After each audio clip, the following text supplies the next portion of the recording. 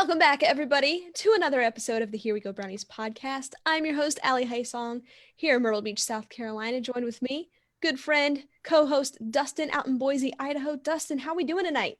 Allie, we're doing awesome. And hey, we've moved our show to Wednesdays now. We thought this would be a better night of the week for everyone. So we're excited to have you again here on a Wednesday night. Of course, Allie, we got a lot to get to tonight. Lots to get to. Lots of stuff in the media about the Browns, lots of stuff about how many fans in the stands. And then later on in about 15, 20 minutes, we have our new sponsor at Only in Cleve. Brian will be joining us from his wonderful fire in his backyard to talk about being a sponsor. And we're going to give away something live on the show with a very unique trivia question. So people hang around. About 8:25, we're going to open those phone lines, start talking to you about that prize. We're going to come up with it. It's very unique. It's got some pieces to it that you need to answer, but if you're smart, you'll figure it out. And we're excited to ask that question. And by the way, it's first person to answer it. So when we open the phone lines up at 8:25, first person to answer the question correctly wins that prize from Only in Cleve. Absolutely. So, guys, we want to thank you for joining us on a Wednesday night. This is new. We are going to Wednesday nights as we approach the football season. So we welcome you. If you're new here, subscribe, comment, like, share us. We appreciate all of you guys. Hopefully you're staying safe, staying healthy. Lots to get to, Dustin. We've got football season right around the corner. It's August. It's August. Well, it's August. I know. I love your stat from last night. You're like, I went to sleep in June and I woke up in August. Like, I don't even know what happened. And we were talking about this today at work. I think we're going to look back in history, and 2020 is going to be one of those things we just want to erase off the calendar and be like, you know what? It looked like such a promising year, and then it all went to hell. it really did. But Dustin, some news out of Myrtle Beach.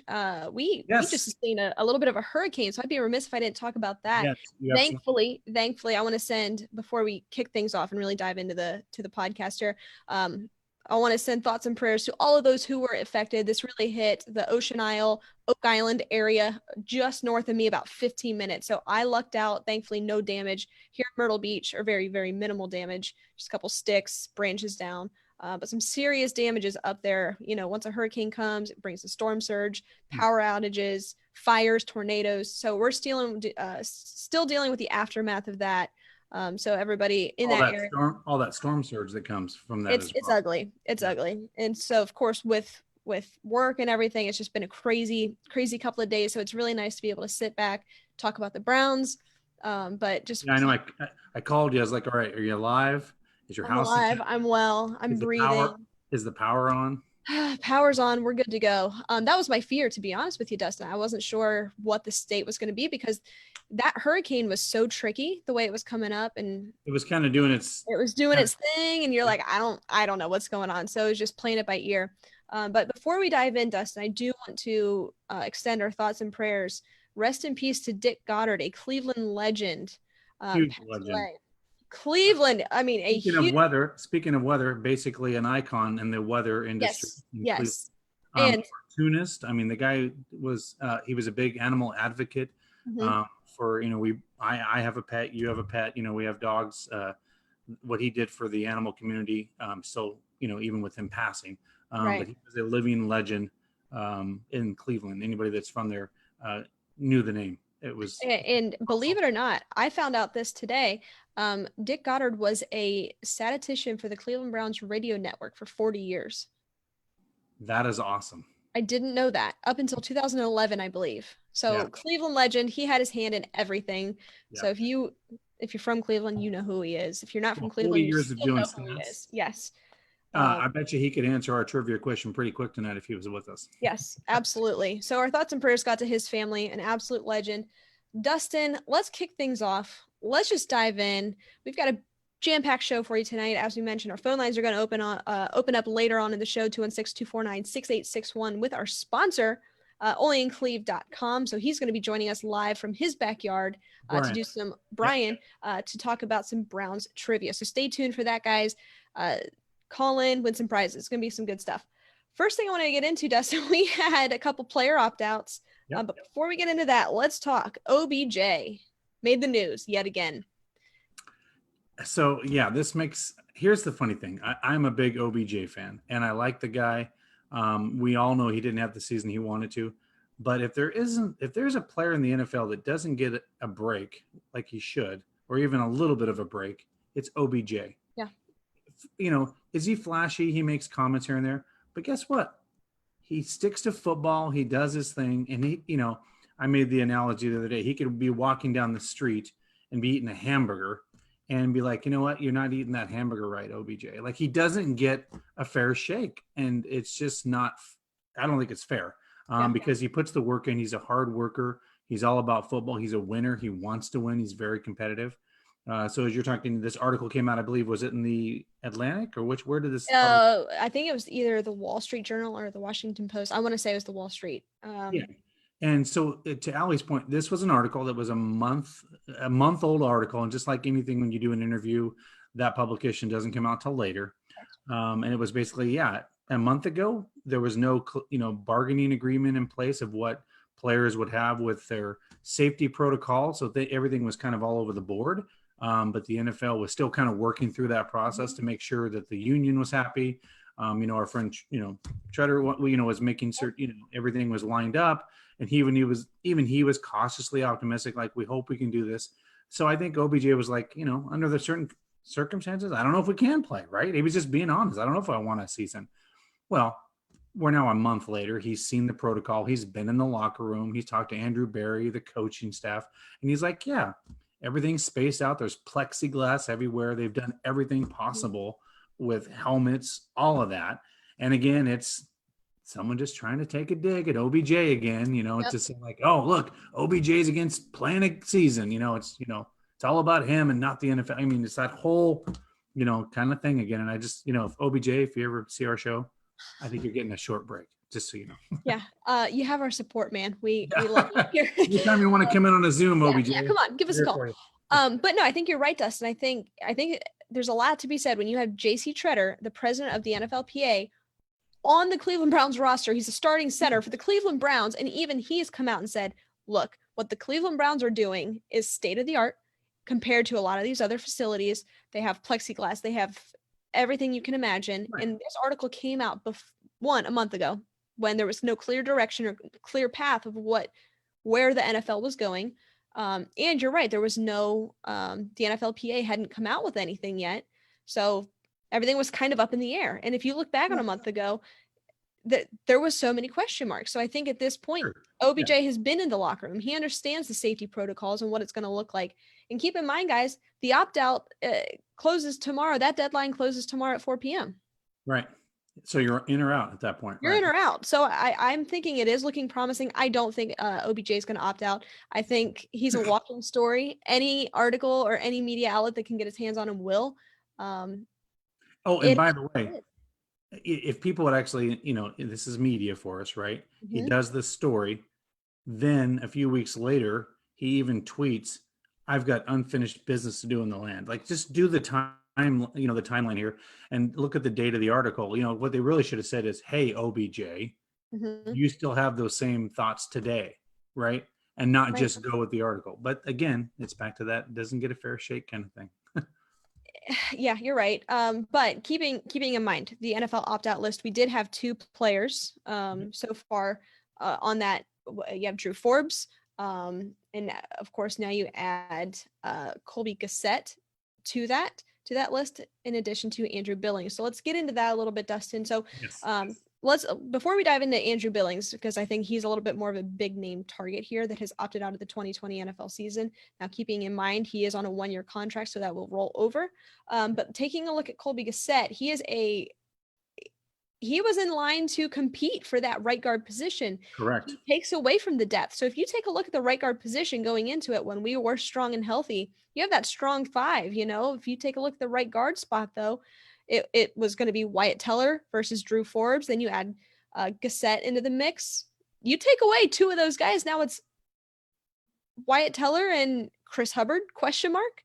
Or you're the Cleveland Browns on the phone, seeing who can play line in the National Football League. And we talked about this, this is what happens when you have players that opt out or things like that. You have to fill a roster spot. And you know what? unfortunately, we understand people want to have their health, but you've got to have backup in depth, and especially with the offensive line. There's so much emphasis with, obviously, even with our first pick this year, that there's a lot of emphasis, and that's why these people are on the, we want depth on the offensive and defensive line. So now you're like, okay, crap, we got to go find some, some more replacements. And looking back too, there has always been that question mark at the right guard position. I think there still is. Yeah. Like I said, I think at this point it could be anybody from Wyatt Teller's job to, you can take a look at Chris Hubbard, who on an interview a couple of months ago before coronavirus hit, we had an interview with Nick Shook from NFL.com, and he came on and said, hey, keep your eye out for Chris Hubbard. He played swing tackle. That's what he did. That's how he made his money in Pittsburgh. Yep. He can move inside. He's played anywhere from center to guard to tackle. He can do it all. So keep an eye out for him. But also keep an eye out for Nick Harris, who we drafted in later rounds of the 2020 NFL draft. Now, I still don't think he's the answer at right guard. He is undersized. And of course, you would rather have an undersized center than an undersized guard. But I mean, Bill Callahan can do anything, but it just takes away from the depth. Yeah. No, I definitely think you're going to see a lot of shuffling the last 2 or 3 weeks with roster spots. You saw the Browns already, trimmed down a few players. I think they're down to 80 now, roughly somewhere in there. Yeah. So I think you're going to see a lot of shifting in those backup roles where you're going to have to be like, hey, we saw this last year when somebody goes down or somebody gets kicked out of a game. The next thing you know, you're down to who at offensive, whatever. So yeah, I think they're going to have to go look for some more depth because we know that you're only as good as your offensive and defensive lines. Everything kind of sets from there in a football game. So, and speaking of Andrew Billings, he opts out of the 2020 NFL season, and I had a lot of hope for him. I loved what we were doing on the defensive line, and I still do. We could talk about the defensive end position with Miles and Olivier, Chad Harris, or Chad Thomas rather. I'm just a little bit nervous with the center position, that anchor. So of course you had Larry Ogunjobi, you still have Sheldon Richardson, you go out and you draft Jordan Elliott, who I think is going to be play an integral role here in the season, but you take away Andrew Billings, who's going to be a rotational player. Who's the next man up? Do you see if Clowney's asking price is the same? I don't think that's the option here, because of course you can slide him to the defensive end position or have him play outside linebacker, but that anchor role, of course, right. I think Larry Ogunjobi is going to have a heck of a year. I think it's him and Sheldon. But hey, you're going to have Jordan Elliott now. He's stepping up to the plate. It's go time for Elliott. It's go time. I'm really excited to see what he brings to the table. Yeah. So I don't know. I don't think that at this point, I think with the depth of the defensive line, they're in an okay spot. But I think it definitely hurts because he was going to be a nice rotational piece. Yeah. So like I said, I think there'll be a lot of switch outs in the last couple of weeks, and we may be seeing some surprises. I think you'll see some stuff certainly on the defense and offensive line. There'll be a lot of shuffling because once you get to the first week, you've got to have depth, just because of injury. Because here's the other thing: these guys haven't been practicing like in preseason games.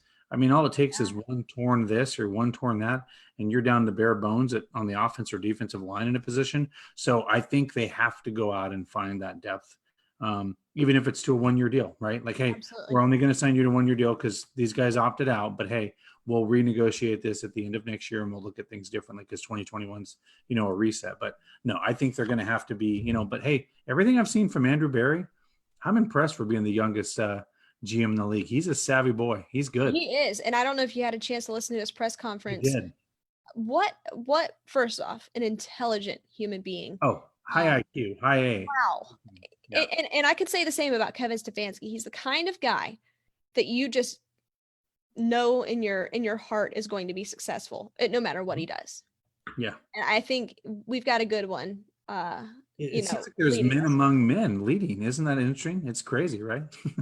it's crazy. It is. I'm really excited to see. Like I said, I think you've got the right guy driving the car here, steering the ship.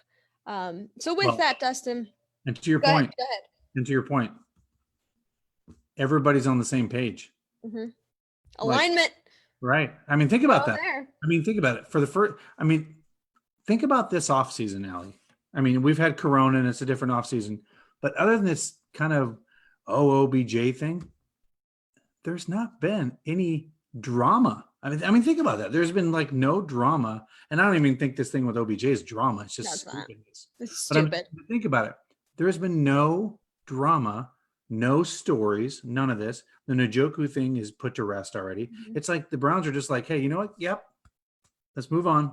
It's very matter of fact, and it's like, but it's funny. Like it's like there's no chaos at all. Like there's no chaos. It's just like this is the way things are. Are you with us? Okay, let's go. And it's like, it's been a nice, quiet off season. Nice. It has been nice.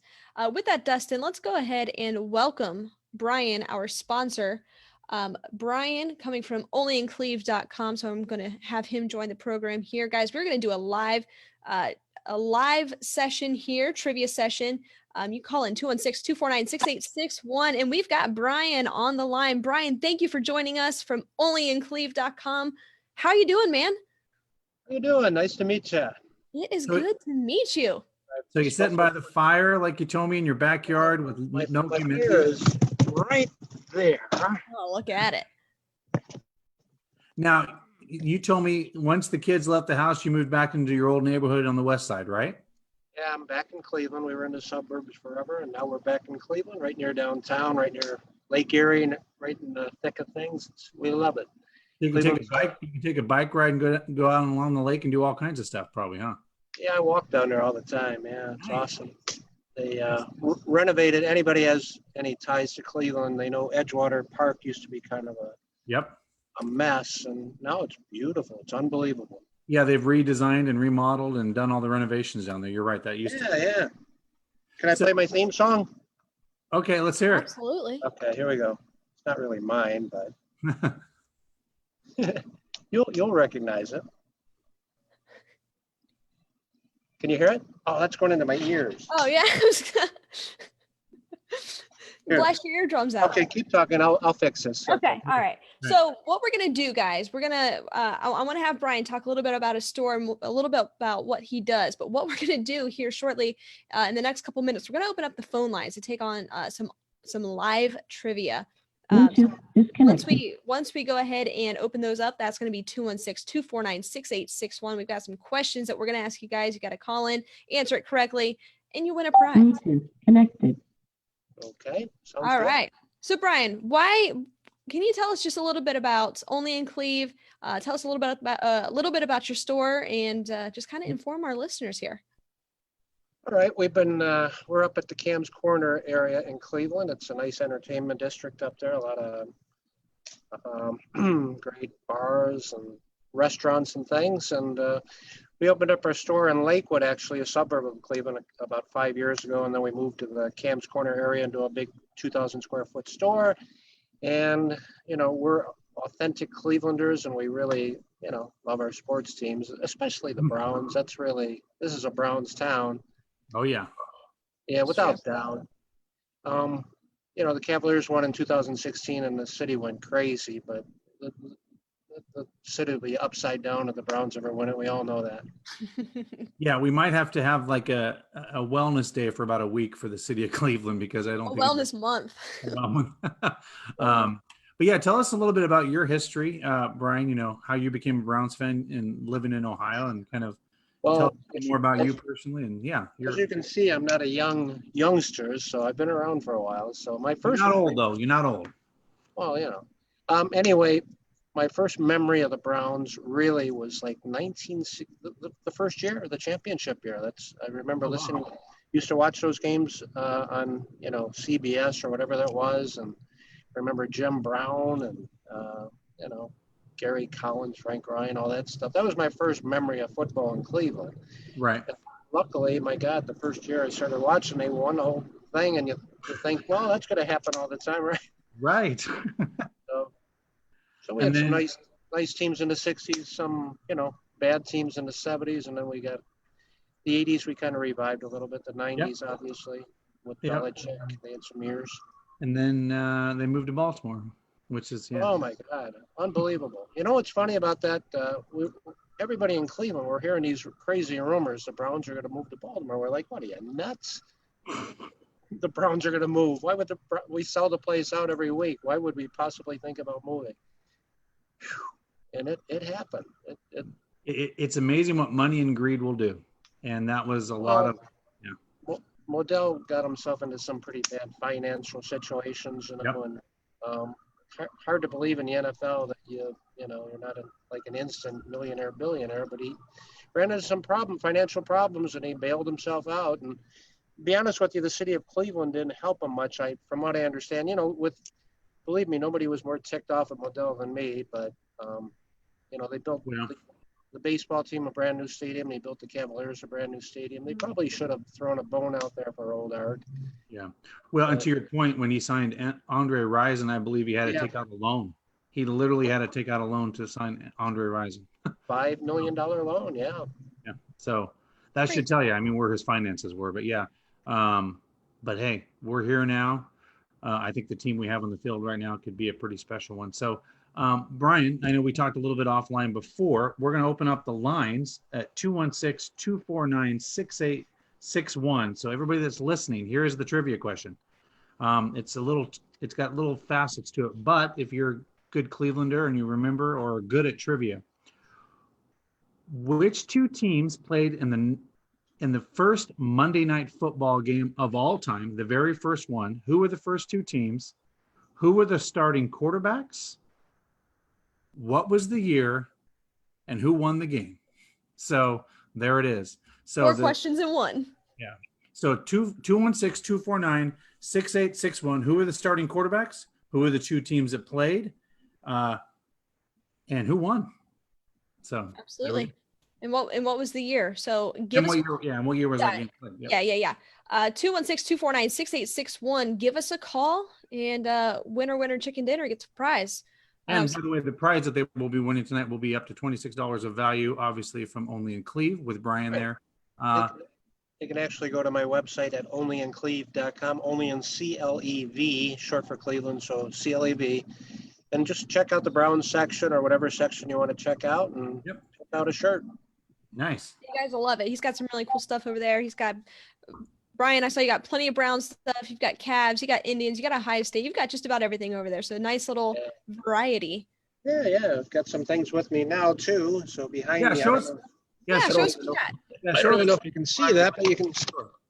Those are my tin signs we sell at the store. Oh, awesome. 10-cent beer night in Cleveland. I like that one. That's pretty cool. I was actually there at that game. Honest to God. Allie, do you remember that game, or do you know the history of this game? Oh, I know. I don't remember it, but yes. Yeah. So they basically sold beer for 10 cents, and the crowd got a little too hostile, basically. I was in the bleachers, and I saw it all happen. It all started with the streaker. Honest to God, it did. 1974, there was a big streaking stage. It only takes one. A guy came from the bleachers, climbed over the big outfield fence, the big blue wall in center field, and we were just laughing and laughing. He started streaking on the field. Then some guy went after Jeff Burrows in right field, and then all hell broke loose. So that's that. So yeah, guys, give us a call, 216-249-6861, and answer our question. What year was the first Monday Night Football game? Who were the two teams that played? Let's take it, Dustin. Let's take it. Thanks for calling. Here we go. Brownies, who's this? Dave Burns, how you doing? Dave Burns, friend of the program. Friend of the program. All right, Dave. All right, you're on. Okay, I'm going to help somebody else out because I'm not for sure on all. Okay, so you're gonna help somebody out because you're not sure on all of them. All right, everybody that's clearly be listening, because Dave Burns doesn't know if he has all the answers. So here we go. All right, Dave. Let's start with question number 1. First Monday night game, 1970. Okay, correct. Is that right? You're 1 for 1. Okay. It was New York Jets versus New York, the Cleveland Browns. Yep. So 2 for 2. It was the Jets versus the Browns in 1970. Yep. And who won the game? The Browns won the game, I believe. So is that your final answer? They won the game? I want to say so, and I think Brian Sipes was our quarterback.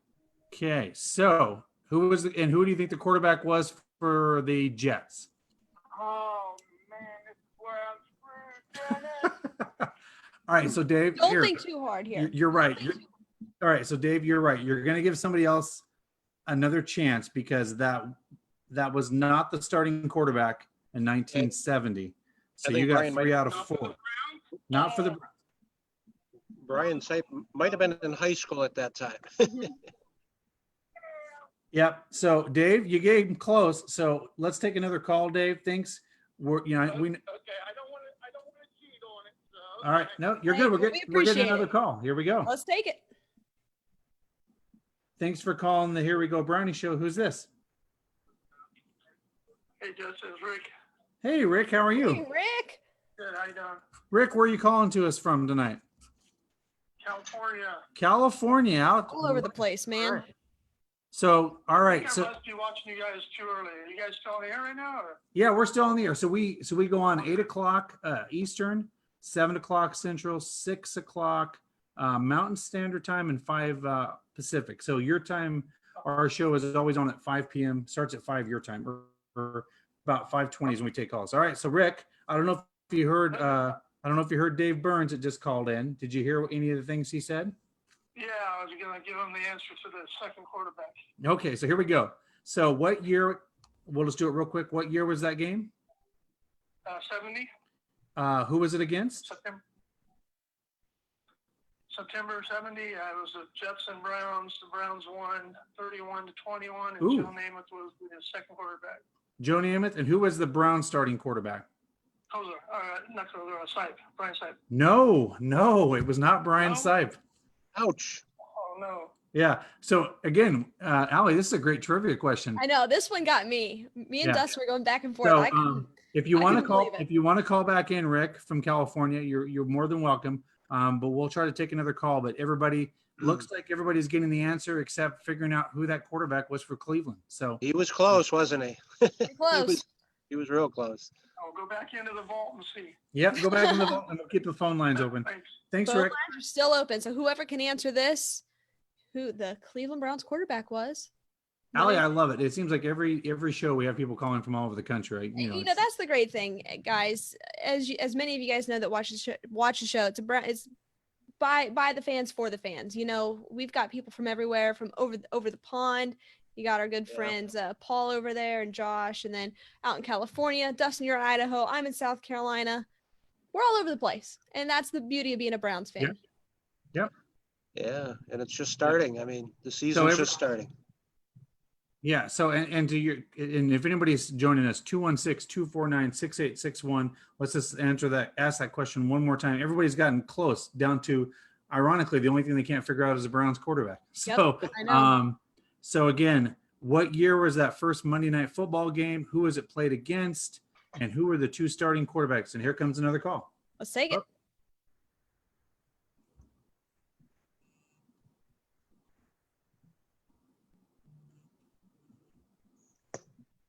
Here we go, Brownies. Who's this?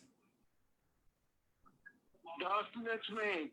Is this Dave Rick? Burns. Is it? Oh, it's Dave Burns. Dave. Oh, Dave got back in. Dave, so you answered all those. I'm not going to make you re-say that. Who was the correct quarterback that played for the Cleveland Browns Nelson. What was the first name? It's Nelson, right? Yes, it's Bill Nelson. You are correct. Winner, winner, chicken dinner. All right, so Dave, I think Allie, do we have his information? Yes, Okay, I believe so we Dave, do. Yes.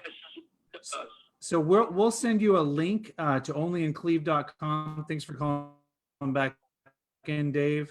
Okay, I checked this stuff out last week. It's got nice stuff. Oh, did you hear that, Brian? He says you have great stuff. He checked you out last week.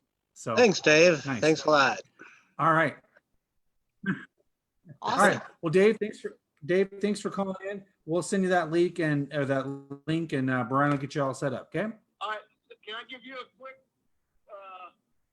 question?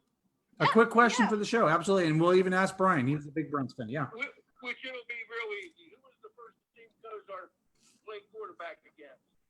Okay. Okay. Dave Burns. I know that trivia one. question back. So we'll answer that offline.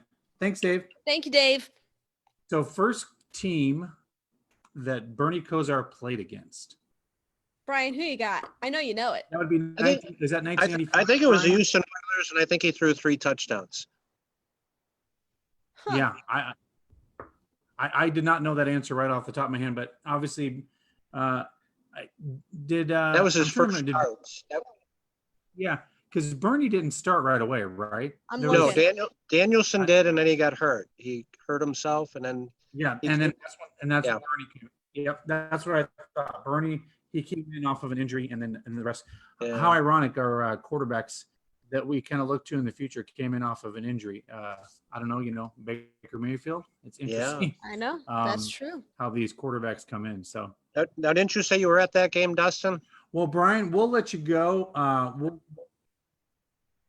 What's that? Didn't you say you were at that game with the Baker Mayfield against the Jets when he came in? Yes. Yeah, and let me tell you, it was kind of euphoric. I tell you what, I almost started crying because I just knew what that meant for the city. That was like taking an 800-pound gorilla off your back, because it was like you lose that many football games in a row, and it's just depressing, That was one of the better moments since they've been back, from '99. So. No, you're absolutely right. I mean, even down here in South Carolina, where I was at the time, you could just feel the energy coming through the TV. And you're right. It was almost like a euphoric feeling, something that you've never felt. And it was just because they won a football game. And I know that's so simple, but it wasn't just the fact that they won. It was Baker. There's Baker. It's color rush. It's Thursday night football. That's what Cleveland winning football. You what? Go ahead. Yeah. And to your point, Brian, it was amazing that the Cavaliers won. But hey, I'm going to take this call real quick, Allie. Someone may have a question. Yeah, let's take it. Yep. Thanks for calling the Here We Go Brownie Show. Who's this? This is Charlie Gill. Charlie? Charlie, how are we doing? And Charlie, where are you calling us from? Nevada. Oh, Charlie, Reno, Nevada. Nice. Yeah. You were you reached out a couple weeks ago. Yeah, I'm the guy with crazy videos. I was trying to figure out what to think of them. Yeah, the videos. So the videos we sent, I'll tell you what, Allie and I will answer offline those questions about your videos, and we'll get to that. But yeah, thanks for calling in, Charlie. And we'll talk about those. But I remember you called a couple weeks ago, and one of us, Do I was. need to turn the video off? What's that? Do I need to turn the video off? Oh, no, you're good. No, you're good. I was just going to say, we'll answer that offline for you, that question. Okay. Yeah. Thanks, Charlie, for calling in. All right. All right. Talk to you soon. Shout out to a good friend, Charlie, out there. Charlie from Reno, Nevada, another fan. Like we said, it just shows we are all over the place. But lots of fun answering that trivia question. It's always fun to opening up the phone lines, getting people that are friends of the program or new friends of the program that are checking us out, answering our questions, and of course checking out onlyincleve.com. So Brian, we really appreciate you. This was a lot of fun. Thanks for joining us tonight. Yeah. All right. I enjoyed myself. I look forward to doing it again. Thank you very much. Good. Hey, Thanks, Brian. Hey, Brian, real quick question before we let you go. What are you looking forward to? I know we're in a COVID year. And I know a lot of our fans are thinking this as well. I mean, you're kind of, you're there in Cleveland, you kind of feel the beat of it. You have fans come in, you probably even have players come in, from time to time to your store. What's the feel for the season? What's the vibe you're getting? Do people feel like we got a playoff team on our hands? I mean, what's kind of the feeling like, because you've got your ear to the ground there. What are you feeling there right in Cleveland? The true vibe is that it hasn't started yet. They're just going through the testing now. And they haven't played any games yet, so the buzz hasn't started yet. Like last year there was a super buzz. Right, of course. Yeah. And by this, we were looking forward to the first exhibition game, watching everybody. And this year they haven't even practiced yet, so. Right. Yeah, basically. So it's it's definitely more relaxed, and definitely everybody waiting to see if we even play, Yeah. It's just a wait and see. We have so much talent. It could be so interesting, with the right coach, with this group of players, Yeah. So we're looking forward to seeing them actually play, and it could be something special if they actually get out there. I agree. I think everybody looks at this and says, we've got it seems like the right coach, the right GM, the right folks in line. And I would be remiss to not say that you have that really cool Angry Elf Cleveland Browns hat on that I like off your website. Right So. there. It's a good one. Yeah, so that's available on his site. This is a nice embroidered Cleveland shirt across the chest that we're going to be selling as well. This is really cool. So nice. Allie likes those kind of sweaters and those. Yeah, I do. I'm a big crew neck person, but you wouldn't believe it down here in the South. I don't know why it's hot and humid here, but I still like my sweatshirts. But well, we started to get a little bit of coolness in the air already around here in the evenings. It's already starting to happen. It's happening. Nice. It's happening. I can't believe we made it to August, but guys, go check out Only in Cleve. Well, Brian's great. He's got some really awesome stuff, as you can see back there behind him. So go check him out. And of course, for our winners tonight, we'll be in touch with you. But Brian, this is great. Thanks as always for joining us. Thanks a lot. Had fun. Appreciate it. Nice show. Right. Thank you. Have a good one. Thank you, Brian. Have a good night, Brian. We'll talk to you soon. See ya. All right. So let me get off of here. So shout out to our good friend Brian at onlyincleve.com. Dustin, this is great being able to kind of open up the phone lines, take some trivia. But let's get back into it here. Go ahead. And it was a little more difficult with the starting quarterback. And we were talking offline. We're like, who is the quarterback? And I know we did. That's the one thing that kind of hooked everybody. And I thought it was Brian was like, yeah, Brian Sipe might have been a kid. He was. I looked. I think Sipe. When did he join? What did it have been? 74. Yeah, 70. 74-ish. So yeah. Definitely a little bit more difficult, and that's the way that we're trying to get things going here, guys. But we appreciate everybody that jumps on. Drop a couple questions, comments, concerns here in the comment section. We'll get to it in the later part of the program here as we're wrapping up. But shout out to our good friend Brian over there. That was fun. He's a great guy. Great guy with a lot of cool stuff. So go check him out. But as we were talking, Dustin, we've got some player opt-outs, and of course, following back up on our episode last week, we said, hey, there's two tiers. There's two tiers of the opt-out, and then you have the reserve. Yep. Not the same thing here. Right. So we've got Scottish Hammer, who's currently on the reserve. We are hoping to get him back up and running. So hopefully not to miss any games. So I know a lot of people were saying, what do we do if he does start to miss games? Do we sign a punter? What do we do? Well, didn't he get opted back in with a negative test? I think he's negative now. Didn't that come out? I believe that's correct. Yeah. But in just hypothetically speaking here, just to note, Austin Seibert punted all 4 years in college. Yes. So no need to sign a punter. But as I was saying, you've got the reserve, and then you have the opt-out list. So at this time, you have Drew Forbes, Colby Sett, and Andrew Billings on that opt-out list. Yeah. Go ahead, Dustin. And then I believe one of our quarterbacks tested positive. Am I correct on that, Gilbert? I have not heard. I believe that may have come out today. Yes. Or no, I think it came out maybe a couple of days ago. But I'm behind. We had a hurricane. Yeah, but I believe. Don't know anything. I think. But back to your point about you got to have a. Oh, you're right. He did. Yes, I remember listening to that press conference. Yeah, it's interesting. You got to have a quarterback ready to go. Yep. Well, your third stringer is gone for a few days. And Dustin, I think that's going to be a really good idea for a future episode. I really want to take a deep dive into backup quarterbacks in our division and around the league, because I think there's a huge emphasis on that. Not only, thankfully, we haven't seen too many superstars at this point really being impacted by this, but it could happen. So let's take a look at later shows where we do a deep dive, especially in our division, to really know your enemy, know who you're going up against. Well, and know where your strengths and weaknesses are in a pandemic, right? Because absolutely. Starting left tackle, that's a key position. Quarterback, running back, right? Those are things that integral. Starting wide receivers. What kind of depth do you have behind that? Mm-hmm. You have Hooper, Njoku's all in now, right? So that's important, right? So God forbid something happens to Hooper, Njoku can jump in and be the number one, right? Correct. You're right. That's a great thing that we should kind of look at around specifically our division and see where the strengths and weaknesses are. I think the fans would really like that, to say, hey, look, who's behind Lamar Jackson? I can't name the backup quarterback in Baltimore today. RG3. But nonetheless, but you know what I mean? So let's do that. But speaking of Njoku and Austin Hooper, Njoku's back on board. He's back on board. He's ready to go. He's all in. He puts out there, I'm all in, Cleveland. Let's go to work. And with that, you have Austin Hooper's Hooper like, I have no problem with Njoku. I have no problem. I'm cool with him. Yeah. He actually took a shot at Jason Witten in that comment. I don't know if you saw that. He said, I did not. Yeah, he basically said something along the lines of, I don't care, we're all one team. He's welcome here. We're both good. It's not like Jason Witten and how it was just him versus the team or something along those lines. Well, here, let's take that a little further. That all starts with the coach, yep, the front office, and everybody kind of toeing the line and knowing that this is a very professional organization and this is how we run things. And you're seeing that now off top to bottom. So yeah, no, you're absolutely right. And I'm just really excited to see David Njoku back on track, back where he needs to be, bought in, because I know that was an area of concern when somebody does request a trade. Are they going to be all in come training camp?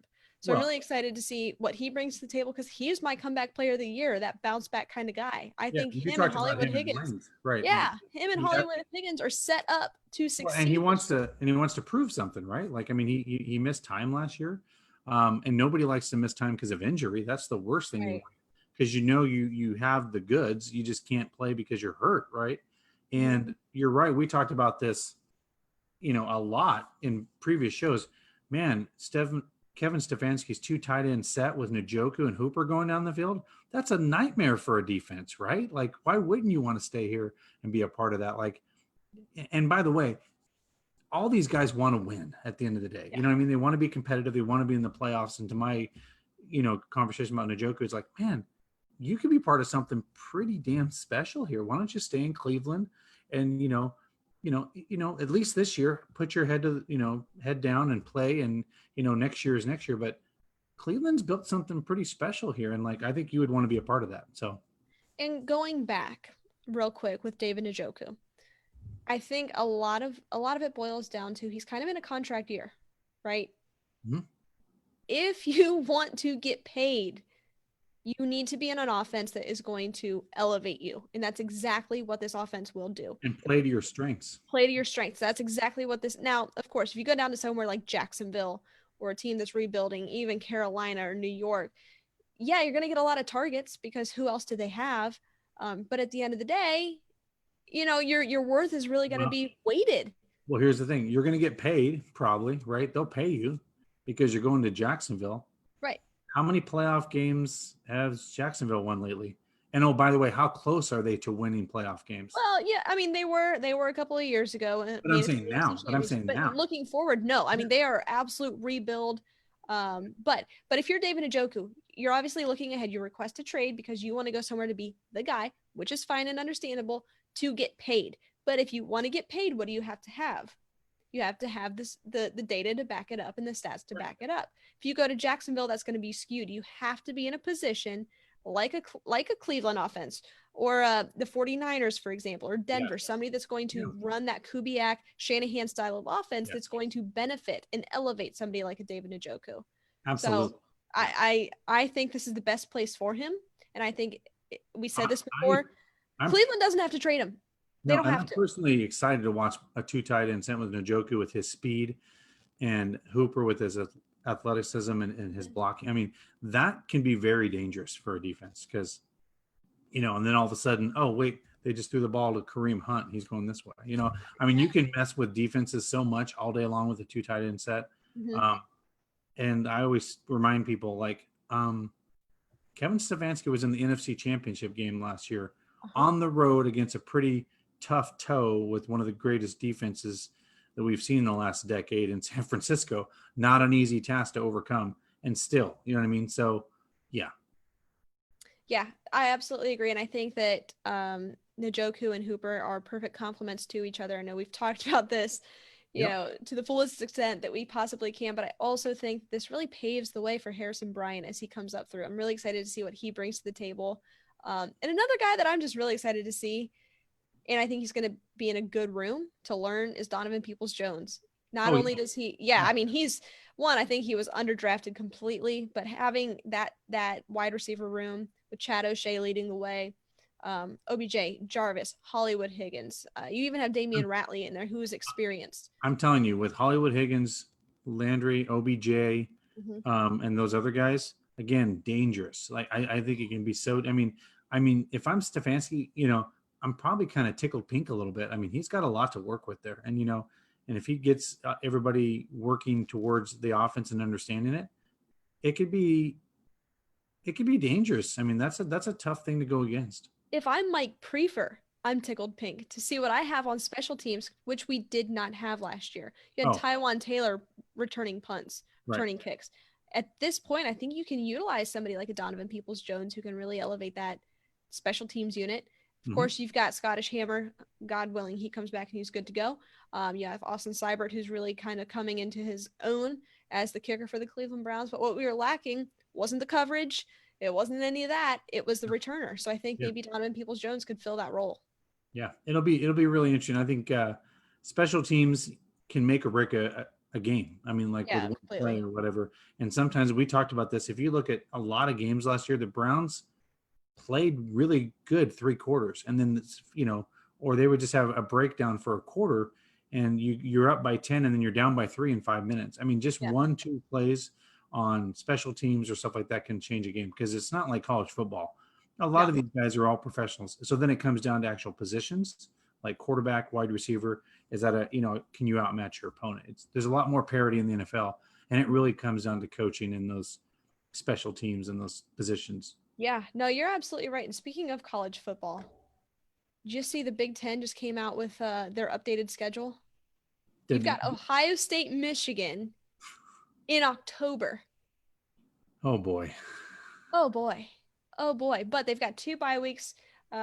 Remind me, is that at the shoe, or is that up in? Yeah, that's going to be in the shoe. Okay. So I'm excited.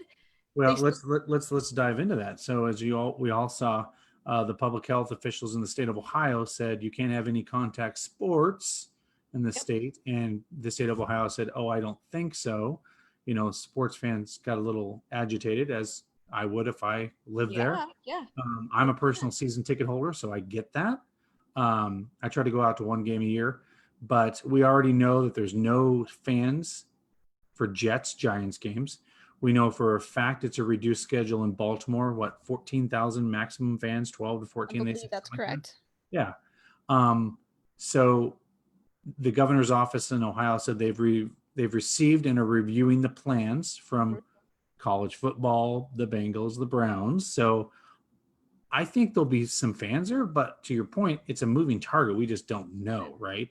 When someone brought up a good point, 100,000 people at the shoe still means if you're going by health standards, that's still 20,000 people, which is still a lot of people, right? I mean, 20,000 is 20,000.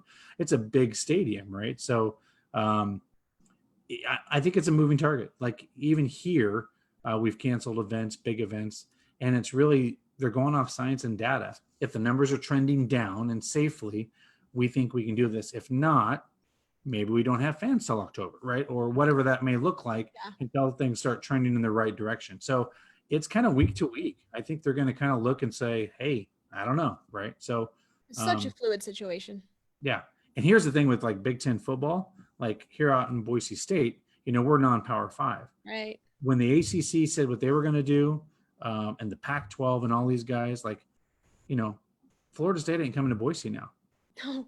I mean, and that was a huge game for us. That was yeah. It's a moneymaker right there. I mean, for Florida State to come to Boise, Idaho, that's a big deal, right? Next year we have Oklahoma. I mean, we have some, those are what non-Power 5 teams call, when you want to get to a big bowl, if you beat those teams as well as your entire conference, that weight's heavy, right? Like, well, who are your non-conference opponents? So now out here, they're literally talking of having a round robin schedule where our conference, the Mountain West, Wyoming, Nevada, Colorado State, all those schools will play everybody and then one team twice. And then we may not even have a championship game, if you can believe that. No Mountain West championship. And the reason why it's whoever has the best record at the end wins the conference.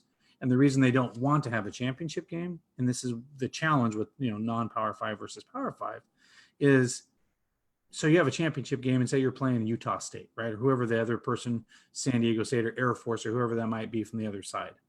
You lose that game, your rankings go down the tubes, right? And now that team, like a Boise State that was competing with Memphis, University of Central Florida for that big Power 5, that extra big bowl spot that's given to that non-Power 5, you lose all your leverage, right? Because your ranking went from 14, we'll say, we'll throw a number out there, down to 22 all of a sudden, and all those other teams kind of. So the non-power fives are struggling. Do we even have a college football season this year, or do we do a round robin schedule, right? And make it work with, we can bus people, right? We can, there's things that we can do, but it's such a fluid situation right now. It's crazy. And this is really what hurts college football. You know, if you're looking at college football, if I could have one wish as we go into the next season, man, it would be nice to have a commissioner or a direct leadership governing body over the entire college football, you know, rather than just having your Big Ten commissioner, your SEC commissioner. Right. You know, I think that would be to the benefit of everybody in a situation like this. Now, how like common is a pandemic, but by God, in this sense, or God forbid, something else more serious, or, you know, something else pretty serious, you need a governing body. You need some direction. You need some leadership, because right now we're all just headed in this direction. Mountain West might not have a season while Big Ten's playing, you know, Iowa's playing Ohio State, and Ohio State's playing Purdue. And here's the truth, and we all know this, and you were in college. 70% of like budgets for these schools funds, the football programs funds everything else in athletics. Yeah. I mean, so women's sports, volleyball, basketball, all these other programs are heavily reliant on the football program. Well, I'll tell you this. My sister plays college softball. I went to Capital University. She plays college softball at Capital University, and we're seeing this exact same thing where we don't even know if she's going to have a season. Her season last year was canceled.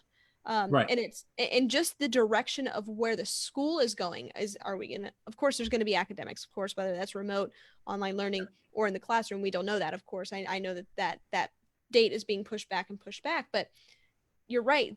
Football and those big time sports bring in so much money that allow for the day-to-day operations of that university. Now, I will say Capital University, a little bit different for the division that they're in, not as big of a sports school as most, but, you know, to your point, Dustin, Ohio State, Iowa, Purdue, Michigan State, Boise State, doesn't matter. All of those D1, D2 schools rely on those programs.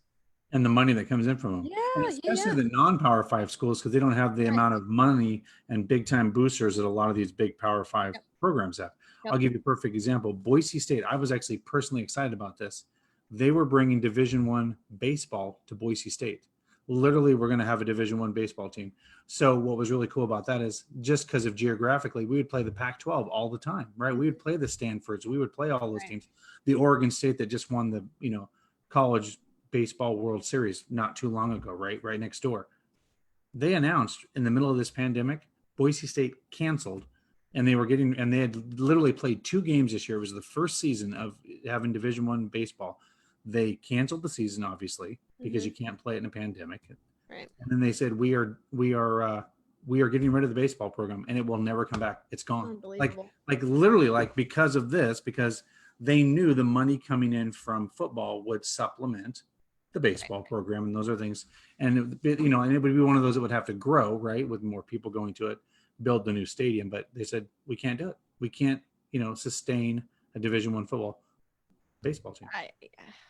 I know. I hear you. Crazy. It's crazy. It's crazy what's going on out there in the world. Do we have any questions from any of our folks that they want to do? That's what I'm going through right now. Guys, we appreciate all of you that jump on, of course, that call in, comment in. We encourage you to always drop comments, questions, concerns. If we can't get to it live on the show, we'll try to get to it on another show or answer it back in the comments. Or offline, yeah. Or offline, whatever we can get to. But we appreciate all of our listeners. If you guys can, go like, comment. If you're not following us, please follow us. Join us with, like I said, by the fans, for the fans. This is who we are. This is what we do. We're excited to give you as much content as we possibly can as a fun yet informative basis. But with that, Dustin, we don't have a lot going on here in the comments, but I appreciate everybody that's joined tonight. And thank you to our good friend and sponsor, Brian at Only in Cleve. Dustin, any closing thoughts from you as we start to wrap up here?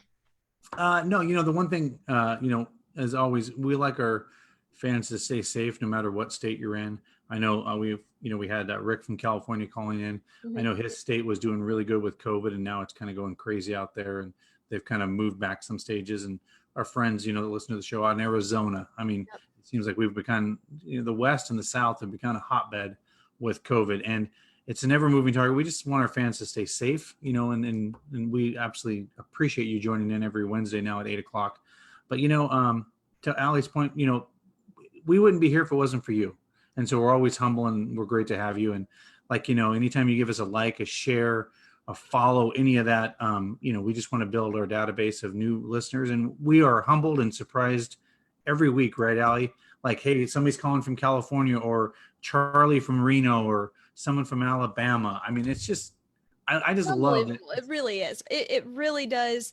You know, it warms my heart. And I know Dustin, with it's a lot of fun for us to be able to connect with them and speak with them and just get their Browns perspective from all over the world. And just, you know, that's what being a Browns fan is. That's what being a sports fan is, to connect with your team, whether that's locally or worldwide. And we're just so happy to do it here and have a platform to do so. And with that, Allie, I know we did not give a shout out to our friends over at McGrew Designs that make our cool custom mugs that we do. She actually is shipping some more stuff. So next week, guys, not only will we have something from our friends at Only in Cleve, she's got some surprise stuff for next week, as always. And by the way, anybody that has won any prizes, I believe Allie has shipped all of hers out. Yep. And I believe I have shipped all mine out. So you guys should see those in the mail. A fun prize pack from us here at Here We Go Brownies. Absolutely. And with that, Dustin, we're going to wrap up here. A great show tonight. Thanks to our friends. Thanks to our sponsors. We appreciate you guys. We love you guys. Stay safe, stay healthy. And as always, family and friends, go Browns. Go Browns.